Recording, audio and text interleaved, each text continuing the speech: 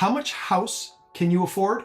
This is a question a lot of buyers ask, and it's not always answered the right way. In this video, I want to explain how I help buyers think about affordability, because what a lender approves and what feels comfortable can be very different. And we're getting after it right now.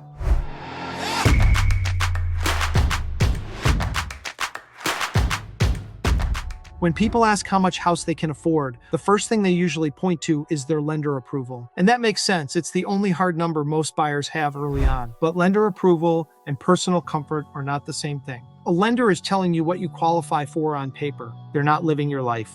They're not paying your utility bills, maintaining the home, or adjusting when something unexpected comes up. Affordability is really about how a payment fits into your day-to-day life. One of the biggest mistakes buyers make is stretching to the top of their approval range because they can, not because it feels right. The mortgage payment might work, but once you layer in property taxes, insurance, utilities, maintenance, and future repairs, things can start to feel tight.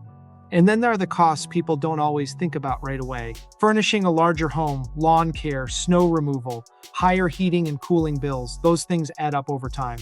Another big factor is flexibility. Some buyers are comfortable having very little margin each month. Others want breathing room so they can travel, save, or simply not stress when life changes. Neither approach is wrong, but you need to know which one you are. Income stability matters too. Two buyers with the same income can feel very differently about risk. If your income fluctuates or you're planning a career change, a conservative payment often makes more sense. Interest rates also play a role, but not always in the way people expect.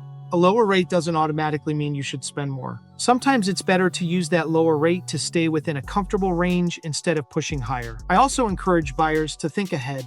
Are you planning to stay in the home for a few years or much longer? Are there potential changes coming, family, work, or lifestyle, that could affect your budget? In Greater Hartford, towns like West Hartford, South Windsor, Glastonbury, and Manchester, prices vary widely. Knowing your comfortable range helps narrow the search and prevents decision fatigue. When buyers focus on what feels sustainable instead of what's technically possible, the process becomes clearer, calmer, and far less stressful. The goal isn't to buy the biggest house you can qualify for. It's to buy a home that supports your life, not one that limits it.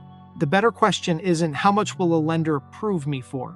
The better question is what payment allows me to live comfortably now and in the future. Once you answer that, everything else falls into place. If this is your first time to the channel and want to know everything there is to know about living in Hartford, Connecticut, or the surrounding area, then subscribe below, tap the bell for notifications so you can be the first to learn about the current market in the Greater Hartford area. Hi, I'm Brian with the Burke team at Coldwell Banker Realty.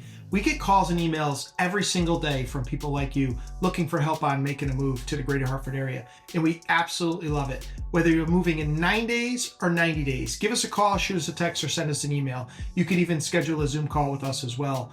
All our information is in the description below, so we can help you make a smooth move to the Greater Hartford area. So if you're trying to figure out a comfortable price range for you, I'm always happy to help.